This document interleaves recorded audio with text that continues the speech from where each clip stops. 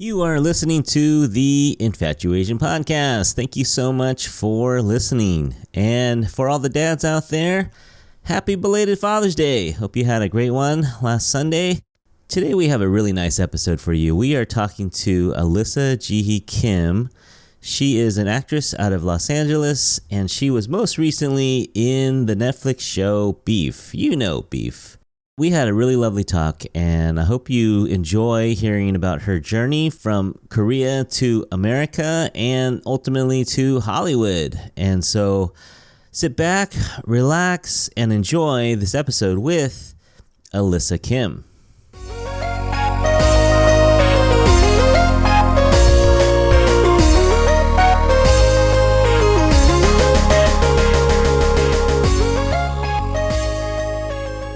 Hey everyone, how's it going? Welcome back to the podcast.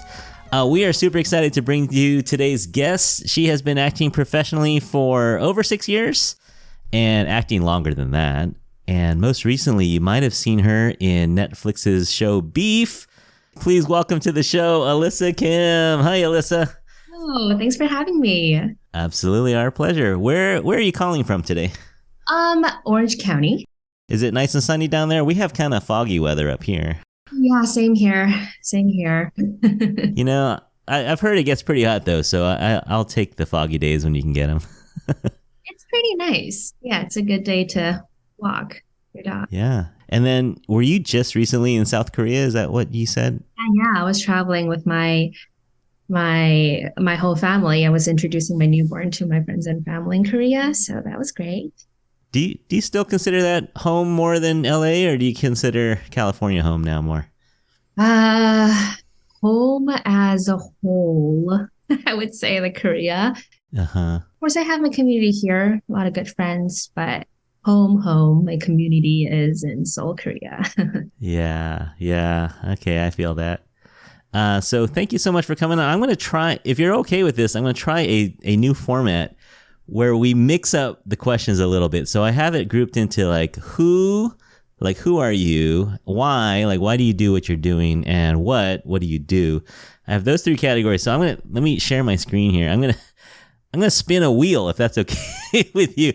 We will spin a wheel and we will see which one we do first. Are you okay with this? Yeah, let's do it. All right, I think this might be fun because, we always do the same question order. So maybe we'll mix it up. We'll see what happens. All right, spinning the wheel. It is coming up with why. Okay, interesting. All right. We'll start with the why. Mm-hmm. So let me scroll down on my notes a little bit here. So the question is basically why did you get into acting? So let me start with when you were a kid, mm-hmm. Did you happen to have, or maybe not a kid, maybe a teen or even college, did you have a moment where you said to yourself, I want to be an actress. I want to be on TV. I want to be on stage. Was there anything that you did as a kid that kind of triggered that?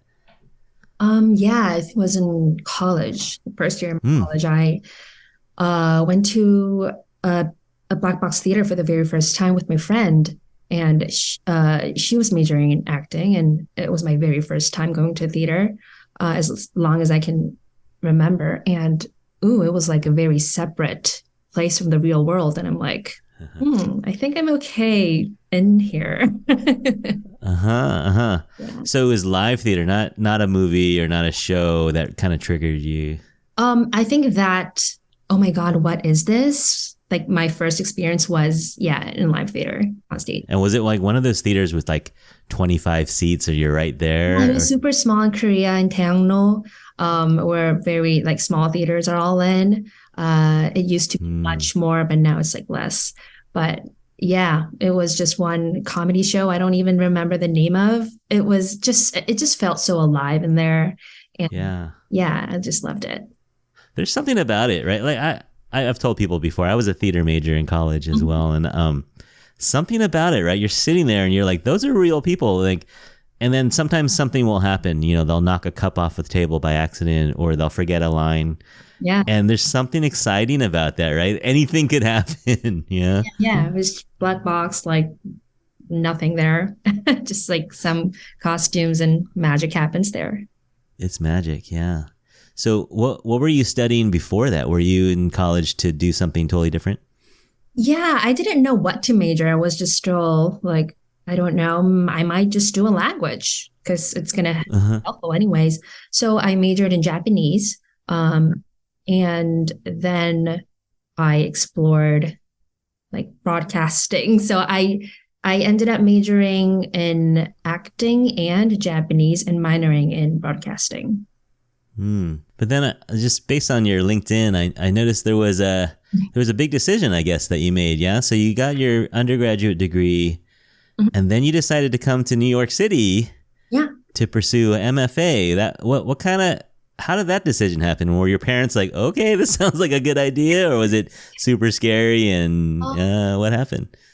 So I had like very like different kinds of uh friends like who was doing plays and who were doing like big musical theater and some people were doing voiceovers and I am not sure what I wanted to do. And when I kind of tapped into the industry in Korea, I don't know if it's still like that, but at that point, I wasn't the right fit.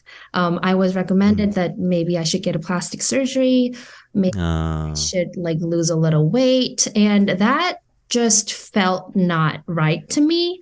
And mm, I'm like, okay, I quit. You know, that young artistic little fragile me was like, I don't know if I could do anything yeah. here. So I decide to maybe go in a big somewhere else and maybe try it.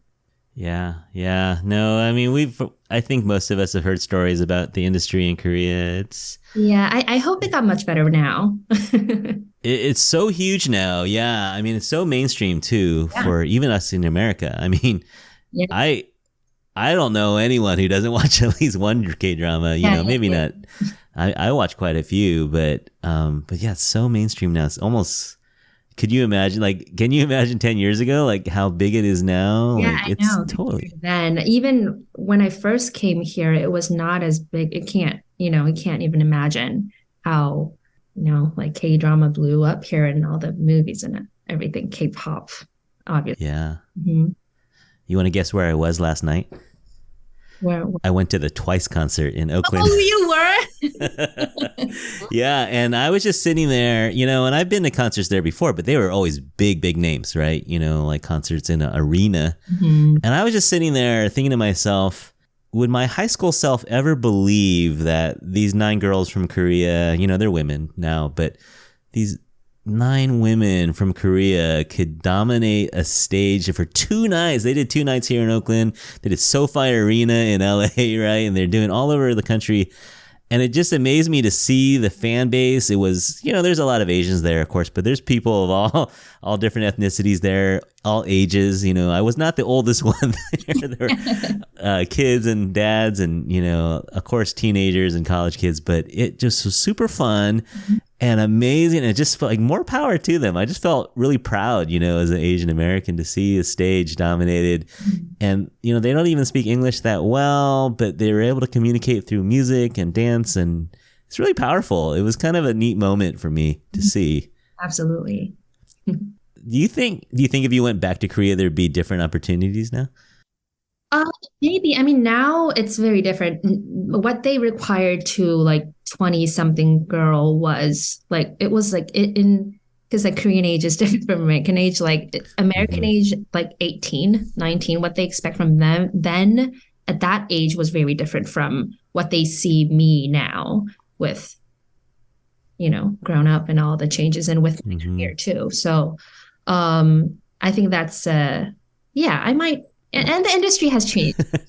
Yeah, that would be cool. And your language abilities, are you pretty good in Japanese too? Could you go trilingual? I used to like translate and like do stuff in Japanese. And I do work in Japanese sometimes, but I always tell it's conversational. I haven't used it for a while. But Hmm. Hmm. yeah, I But Korean and English for sure. yeah.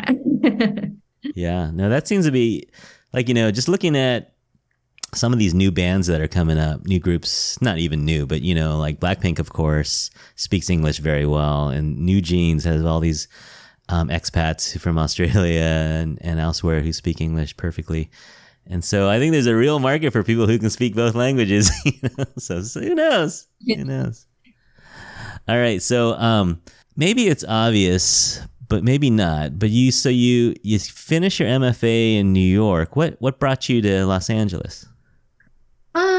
It was both like my husband got a job here, and at the point of like obviously LA and New York are the biggest places. The industry is the biggest here, and like I wanted to do comedy as well, so it was a good place for both of us. Comedy meaning like stand up or like sitcom? Yeah, sitcom. Like I am interested in, I mean, not only comedy, but like I was very open to trying out LA. Mm-hmm. But I noticed that you did some classical work. Yeah, you did a little bit of Shakespeare over at Rutgers. Were you drawn to that? Was that something that you really enjoyed doing? So during my MFA in Rutgers, like they had a year that we learned Shakespeare at London at like Shakespeare theater, and I got to see so many great works, like so many great Shakespeare plays. I know like some people just yawn at that, but like seeing really good ones, then you really can't deny it. I love them. Yeah.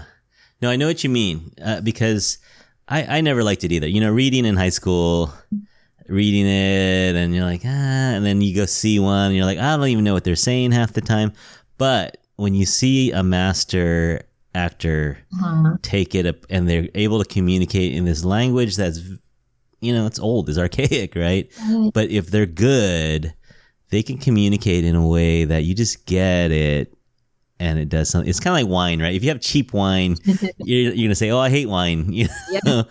But if you have really good wine, then you realize, oh, wow, wine is delicious. Yeah. So I think Shakespeare is kind of like that. It's kind of one of those things that's an acquired taste, but if you see a good production, it can really move you. Yeah. I don't know if you saw like any of like Thomas Ostermeyer's ones. Like he's a German director, and he does a lot of like Shakespeare and Ibsen plays, and he makes it so current, and I was just blown away by it. And they're, you know, like the whole production and of course acting and costumes, everything, like it just makes it so contemporary, and it's just so new. Yeah. I mean, the themes are timeless, right? Love, betrayal, you know, mistakes that people make. Yeah, it's pretty good stuff.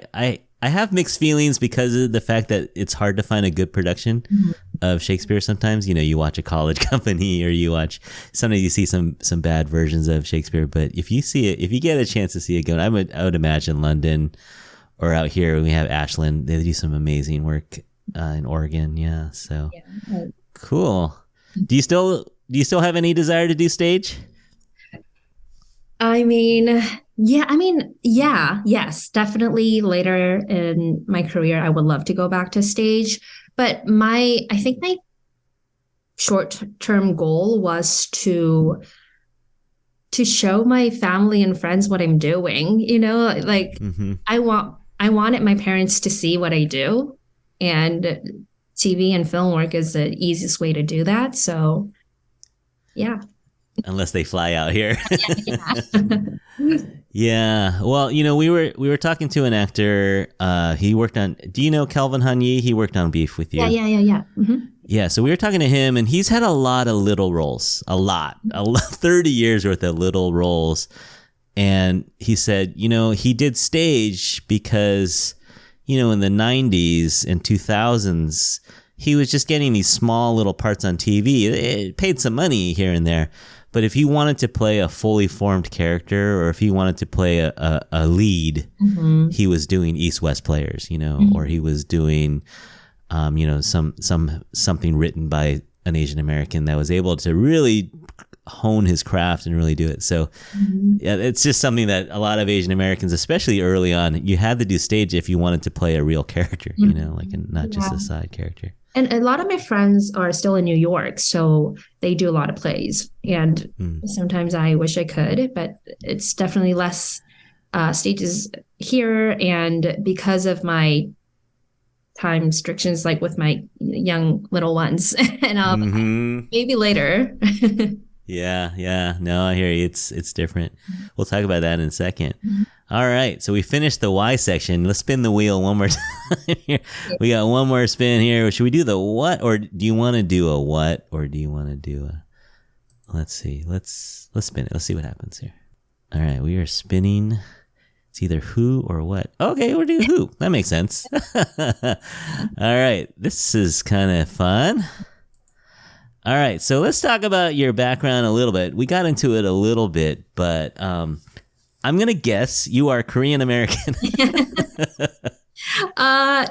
Yeah, I like to define myself as Korean because I was born and raised in Korea all my life until 2012. So it's like not too long ago. And I don't want to pretend what Korean Americans go through. And I had to go through that I didn't. So I just Korean.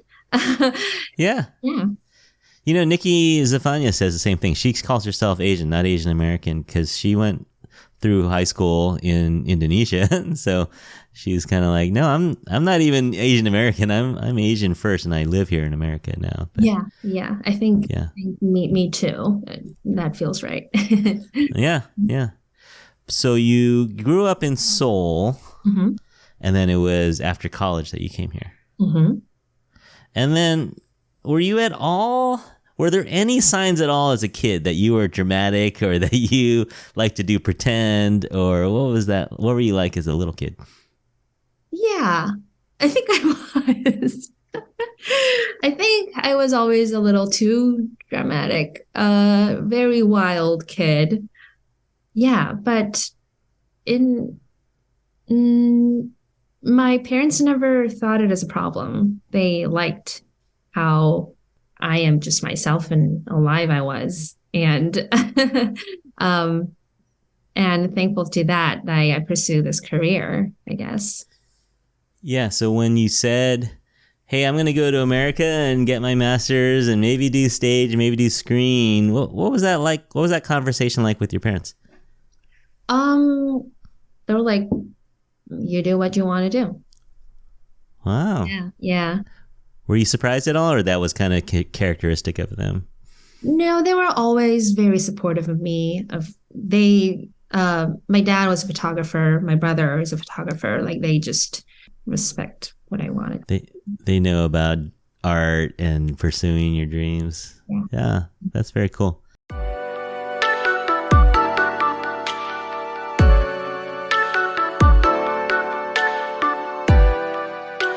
So here we are. So you come out here to the West Coast, and you start to do a couple things. I got to see you.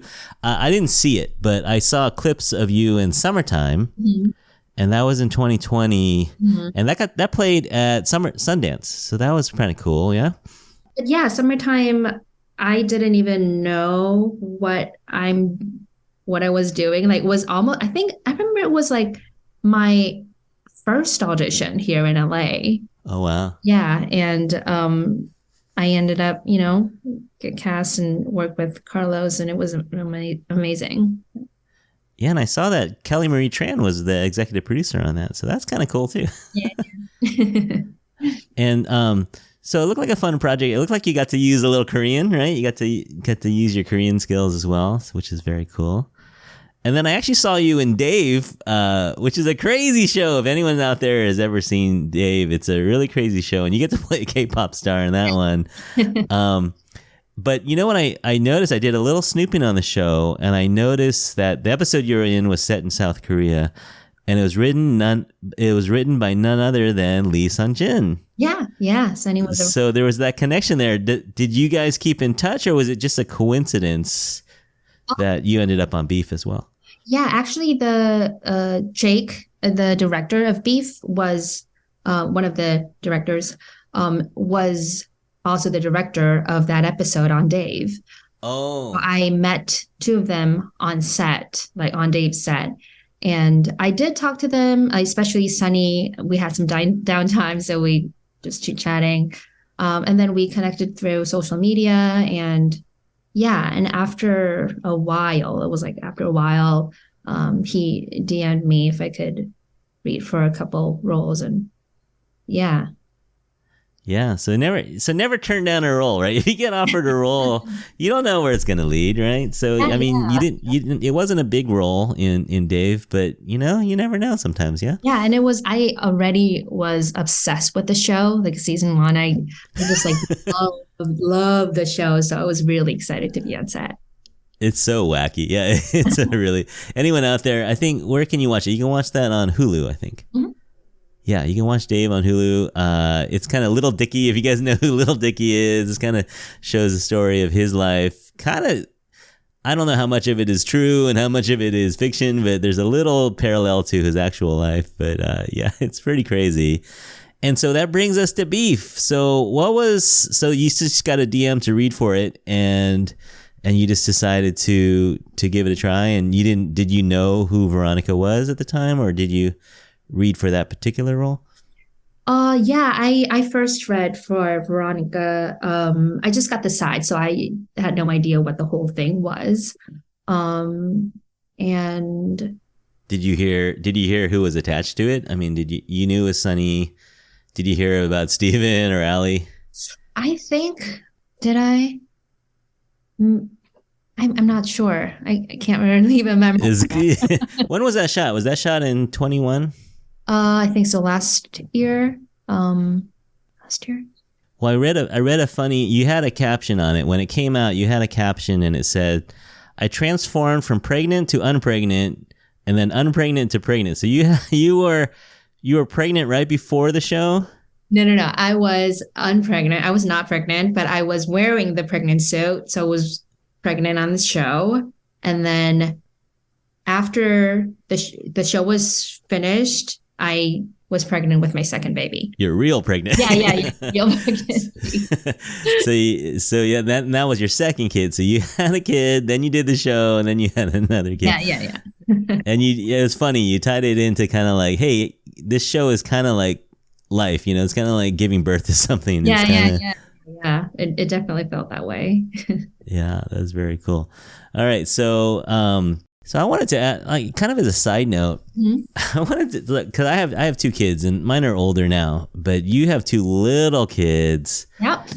And having little kids, so you have two kids under 3 years old. First one turned 4. Okay.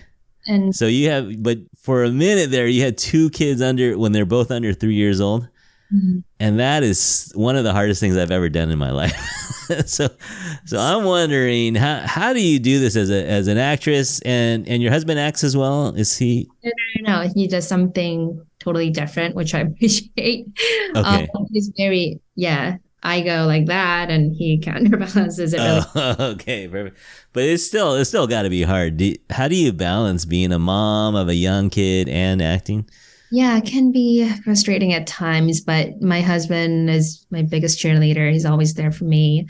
And connecting with moms, like I have mom friends who are also actors to talk, ask questions. Yeah. And just, I think, accepting lives, like one day I feel like super mom, like doing everything at the same time and also try to work. And sometimes I just feel like I can't do anything. Yeah, I imagine. It's a different kind of career too. Like you said, some days or some months are just packed, and then there's a lot of downtime too. So, but that routine, that having to wake up at a certain time, of course, like I have a dog too, and having to go out for a walk, and that really helps. That I think that really helps me as an actor, like having a routine life that I have to go back to. All right. Yeah. All right. Well, props to you for doing that. Amazing. All right. So you play Veronica, and we were talking about it before. She's kind of well known as played by Steven Yeun, Danny's ex-girlfriend, who is now Edwin's wife. And we were saying that, when I was talking to Kelvin, he was saying that he forever can now say that he was Ali Wong's dad. Do you ever get that sense that you could say that you're Steven Yeun's ex-girlfriend? I mean, yeah, the role description was Danny's ex-girlfriend who still has a soft heart for Danny. And yeah, it just felt very, very grateful that I can call them my coworkers. And like like actually a lot of people, like everyone, the crew and cast, like I could call them as, my, people who I work with. Like I'm really grateful. I learn a lot from them. And yeah, just very happy to be part of the show. Yeah. Yeah. No, it turned out really great too. Mm-hmm. And then so Veronica and Edwin are kind of this quote unquote perfect church couple when you first meet them. And I think you can sense that a lot of people at the fictional church looked up to them. Do you have any church experience? Like, did you grow up in the church at all, or did you get a sense that this was good, pretty realistic? Yeah. I lived in church. Mm-hmm.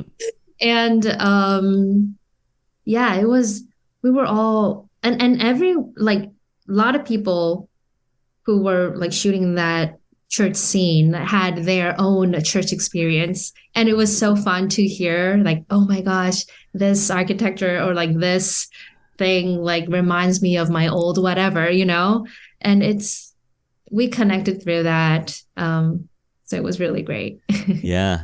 No, I grew up in church too, and I felt like you guys nailed it. Like, it really, like the whole, the worship, putting the worship leader kind of on a pedestal, like, oh, he plays the guitar so well, or he sings so well.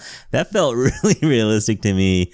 And I even met my wife at church, so I agree. I think church girls are the nicest and church girls are the best. So it felt really realistic. Thank you. Did Veronica feel familiar to you at all? Did you kind of think to yourself, oh, this kind of reminds me of an auntie when I was in church, someone that I knew at church?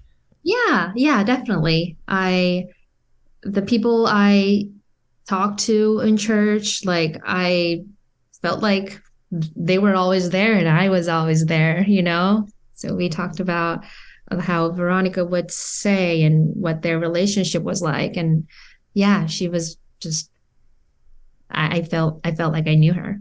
Yeah.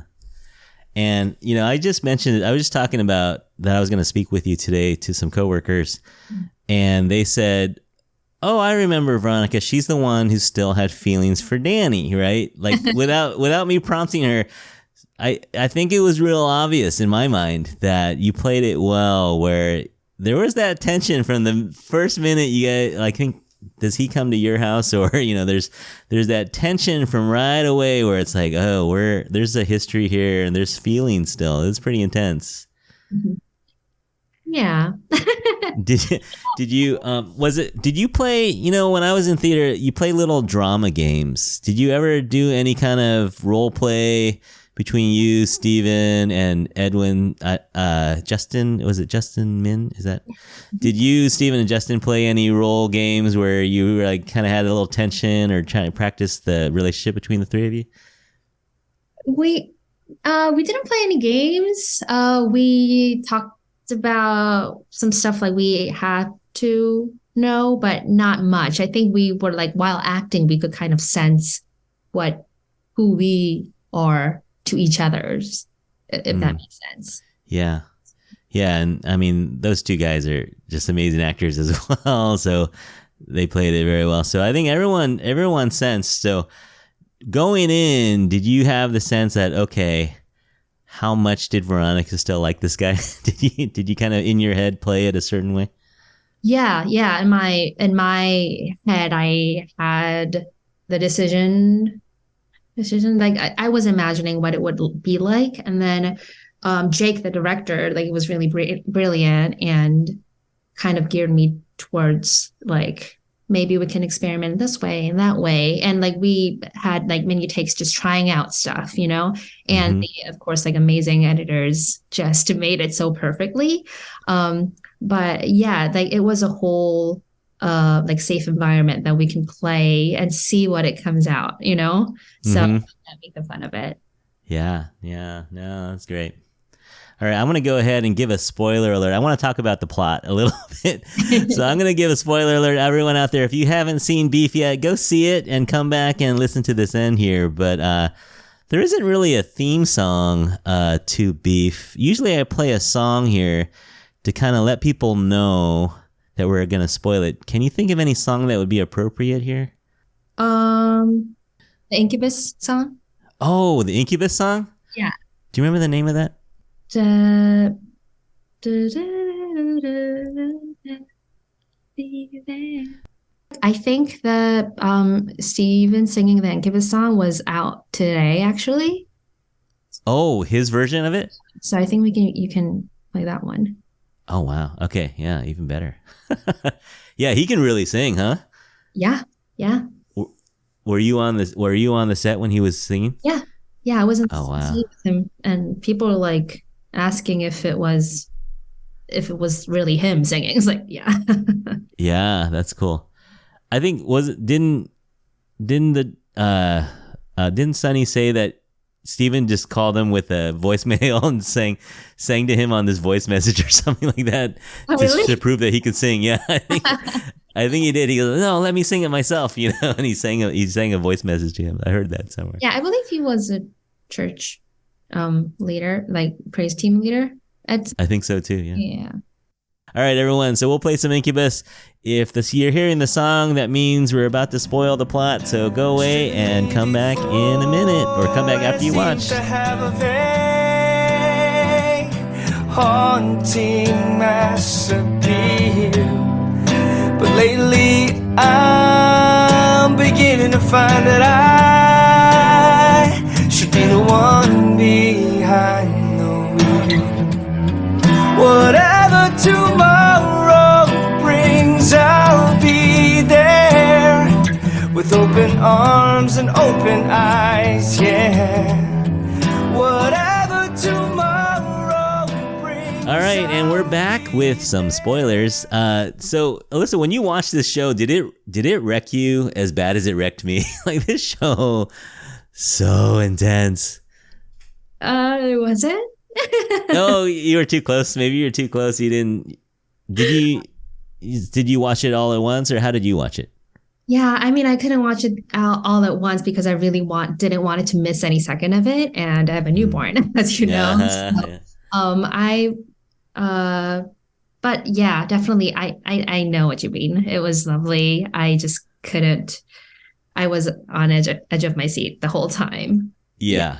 No, from the get-go, like, I think it's the first 2 or 3 minutes the episode happens where they just get in that fight, and my stomach just got into knots, and I just got really nervous. And then as the show got on, here's the thing. I think the reason it wrecked me so bad was because, I adore Ali Wong and I adore Steven Yeun as people, as actors, and they mean a lot to us, right? They mean a lot to me as an Asian American, and they're just top of their game. They're top of their field. And I wanted the best for them. I wanted them to make good decisions, and I didn't want that. And even you and Edwin, I didn't hate them at all either. I wanted everyone to have good decisions, but then everyone's just making the worst decisions. So I had to take breaks. I had to watch like a few episodes, and then I took some breaks. So it took me a good 2 months to finish the whole thing. Oh, really? Yeah, it took me a while. Yeah. It's like the point of the show is to make people confront their ugly parts of themselves, I think, like we want to be like the perfect church person, the businessman, and like the perfect person and especially for, the model minority myself, I always wanted to say the right thing and behave in a right way, drive in a right way and all that. But sometimes it's just not like that. Life just throw things at you, and if you can't be the ideal version of yourself, like, you have to confront who you are, even if you want to avoid it, Yeah, and that there's this idea too that's come up in sociology too, this repressed anger of immigrants or sometimes refugees, people who leave everything behind to come to this country, and then it's not easy. It's not easy for a lot of people. Mm-hmm. And then this anger, or you take out this anger against whoever, right? Sometimes your own kids, or sometimes your loved ones, you'll take out this anger. And I felt that I could definitely relate to that in a sense of just, I'm not an immigrant, but just the idea of just, I'm going to lash out at whoever's closest to me. I felt that in this. Mm-hmm. Yeah, I just, I think one of the reasons that why the show was so well received was of all these like layered of questions that the show is asking you, right? So Yeah. about the anger, about all these like problems that you might have, like maybe it's like below the surface, but it's there. Yeah. Yeah. And I think what I liked about it too so much is that, and I've mentioned this before, but I just love the fact that we're at this point where we can have an Asian cast, predominantly Asian cast, in a drama that has a lot of Asian themes or things that happen in it, but it's not necessarily about being Asian, if that makes sense.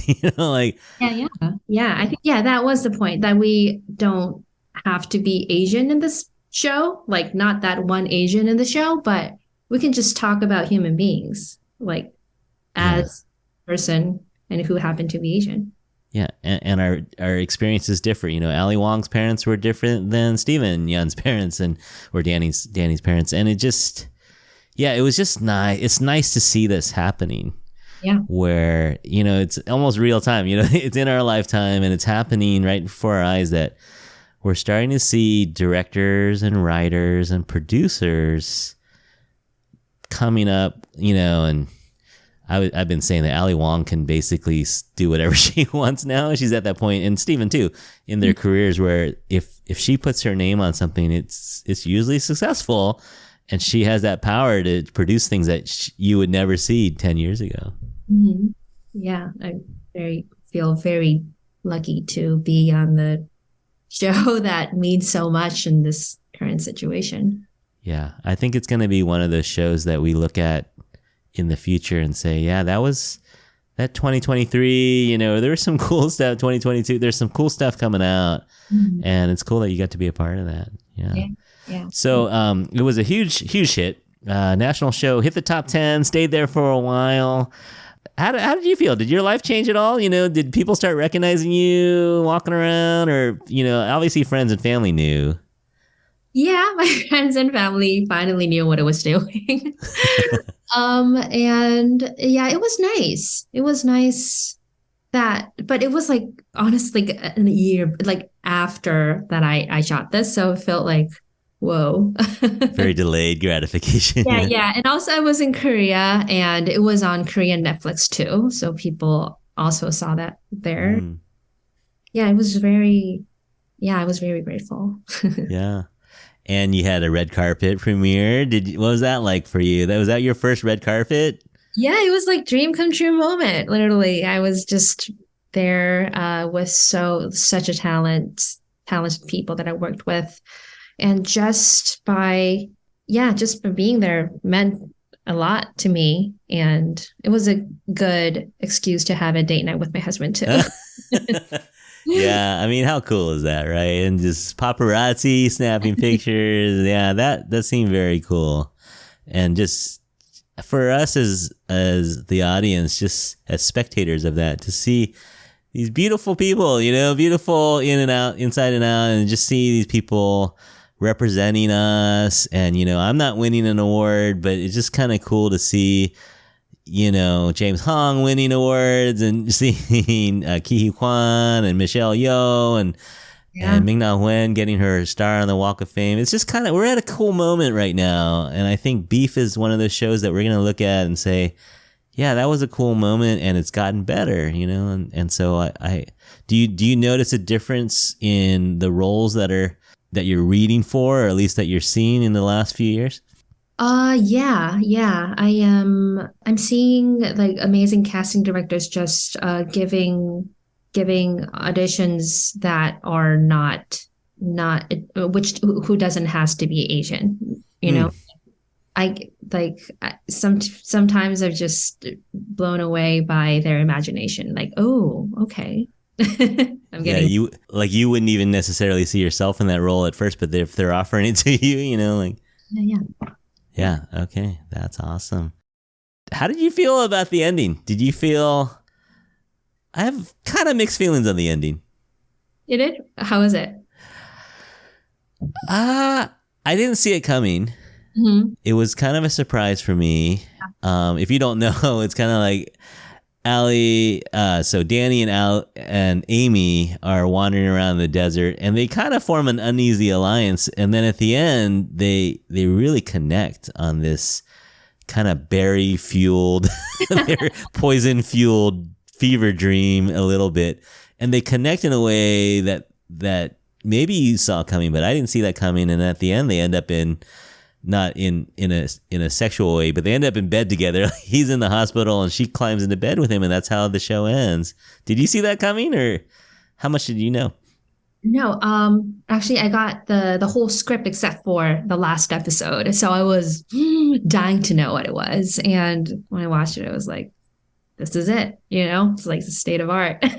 Yeah. Did you feel like that was the best way it could end? Yeah. I mean, I was just like wanting more and more and more, and it was very.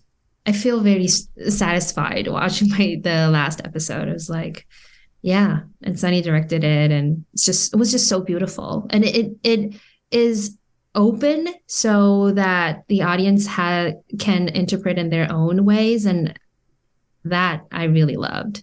Mm-hmm. Yeah, because there's still a lot of loose ends that they have to wrap up there, but Conversation keep going, you know. yeah. And then, but after it happened, then you start to think about, yeah, maybe they were the same person this whole time. You know, maybe they had more in common with each other than they would admit, of course, because they were enemies for so long. But yeah, I mean, I don't hate the ending. It caught me off guard a little. I didn't see that coming. Oh. I actually thought it was when they drove off the cliff, Uh-huh. I thought that's how it was gonna end. Oh, okay. And then, but there's a whole nother episode. I was like, wait, that's not the last episode. Because I thought that was kind of like a Thelma Louise kind of moment where they go off the cliff together. Their rage has gotten them one last time. Their rage has ended them. But then, but then they crawl out of the cars and they're still alive. But yeah, so yeah, it's good. It's the way it should end, I guess. You know, if that's what the director and the writers want. Yeah. I'll go with it. Yeah. All right, just between you and me, do you have an ending for Edwin and Veronica? They had a little strain at the end there. How do you feel that one resolves? Totally fiction, of course. Yeah, I also love that people think whatever they're gonna think. Yeah. You never know what people are thinking, right? Yeah, fair It's enough. pretty open, and yeah, I just want to keep it open and Who knows? Who knows, right? Yeah, even the writers don't know because they didn't write it. Nah, amazing show, everyone. So go watch it. Go watch Alyssa in the show. She plays the church wife perfectly. Like I saw a lot of my friends in your portrayal, so that was great.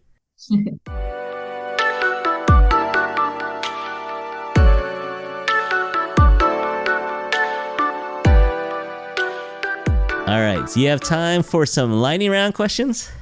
Oh, yeah. All right, here we go. What was your favorite TV show growing up?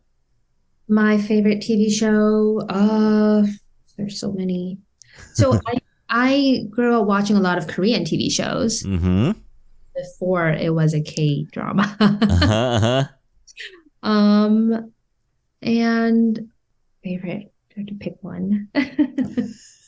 Now I'm watching the show called Bloodhounds. Have you seen it? Oh, I haven't seen it, but yeah, I was thinking about putting that. Is it good?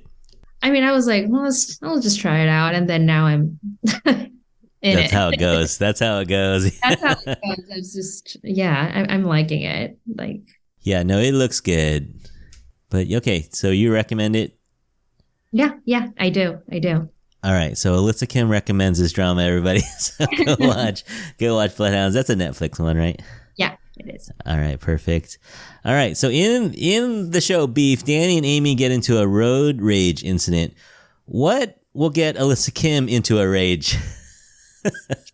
It'll be very hard to do that because I have a newborn in the back, but So you're calm all the time. I try not to do the action. I was just Let it go. yeah. I mean, once I almost got into a road rage incident, there was like a person who like came in front of me, and it was like very dangerous. So I honked at that person for a very long time because I was upset. You know, I was like, "Whoa." And my friend was sitting next to me, and she was just so disappointed. And I did that. So like whenever I get upset, like while driving, that disappointment on my friend's face just appeared. So I think from that on, I haven't really had any. All right. Fair enough. Oh, you have good control. All right. So I think you might have mentioned this already, but you can say it again. What was your favorite part about being on the show Beef? I loved being on set. It was very, very peaceful on set, I would say. Mm-hmm. The people, anyone can talk to anyone. And it was very like free and calm at the same time, very peaceful, and very like light. Like it was really fun. Yeah, I was just amazed how Steven can talk to anyone and as if they were best friends, you know? So I've learned a lot of like how to, I think it's a part of leadership that he has. He makes the environment that Sunny makes the environment that everyone can talk to each other, but like when they work, they work. That's cool. Yeah, that's good to hear because I like him so much. I would hate to hear that he's a total jerk and just bossing everyone. He's a diva. No, that's good. I'm glad. All right. And then another silly question. Did you ever consider naming your son Danny, Steven, or Sunjin? No. That would be weird, right? No, I'm totally respect to them, but yeah, it's All right. So this is the end of the episode where we ask our guests to name an infatuation. An infatuation is anyone in the Asian community that you admire. They could be living or deceased, and we'll shout them out. So Alyssa Kim, who is your infatuation? I hope one day I can work with Sandra Oh. Oh, yeah. She's the queen. Yeah, she is. She's been around. She's been doing it. Like, I remember her from way back. I mean, Grey's Anatomy itself is, 17 years, something like that. Yeah, she's great. Yeah. Have you met her? No, I haven't. Okay. All right. So we'll send that out to the universe that someday you guys will do a project together. No, she seems very cool too. Did you see her when I think Parasite won Best Picture in like 2018? Did you see her run up to the cast and the crew and just chat them up? I think that was a really cool moment. Yeah.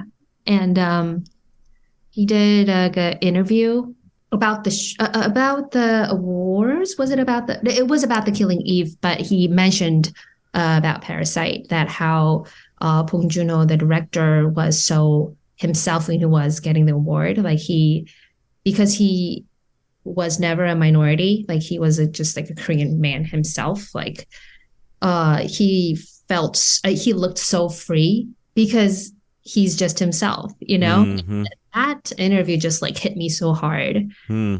Wow. Like as a person who live in between the society, like Korean society and American society, like that totally got me. I'm like, that perspective, you know? Yeah. The acceptance. That was a moment. Mm-hmm. Yeah. I didn't see that one coming either. You know, I thought they would get, best foreign picture, but yeah. And then this year, another moment for Asian Americans, Asian American film. Yeah. Well, it wasn't purely Asian American film, but heavily Asian American cast. Yeah. Amazing. All right. Yeah, that's a good choice. Sandra Oh. Hey, do you have any projects that you can share with us that are coming up? Anything we can look out for? Um, for now, I would really like to sleep training my baby. It's my next gig. Goal number one, get the kid to sleep through the night. Uh-huh. Yeah, that's my mission right now, and a very happy one. I adore momming right now. Uh-huh. I'm taking meetings and yeah, hopefully something nice. Yeah, no, I know. It's all consuming. That first couple of years are tough. And then the toddler too. Oh man. All right. Well, best of luck to you with that. And thank you so much for coming on our show. Yes, thank you so much, Curtis. Yeah, actually, and I have a question for you later, but I'll ask you off the air, or I'll send it in an email, so you don't have to answer it right away. But I have a question for you, but you can look for it. It'll be a surprise. All right, so that just about does it for our episode. As usual, we'll ask you to support Alyssa as best you can. What was your Instagram? Is Alyssa G Kim? Yeah, Jihee is my Korean name, so Giehee is my Korean name. And I'll spell it out for everyone. But you can follow Alyssa on Instagram at Alyssa G Kim. And you can also go watch Beef. Go to Netflix and watch that show. You won't regret it. It will make you uncomfortable, but it is just a well acted, well written, well directed show, and the production value. It goes places you would not expect it to go, but hopefully you'll be satisfied at the end. Yeah. And everyone out there, you spoiled everything, but we did it. Oh yeah, I don't think we did too bad. Yeah, well, we'll see. If anyone's here, that's your own fault, right? We told you to go away. All right. So everyone out there, you can follow us at The Infatuasian Podcast on Instagram or Facebook. You can always send us an email at infatuasianpodcast@gmail.com. And listen to us wherever you get your podcasts, and go ahead and leave us a rating on Apple or Spotify. So, hey, everyone out there, thanks for listening. And on behalf of Alyssa and myself, we hope that you're all happy, healthy, and safe out there. We'll talk to you again soon. Bye. Bye.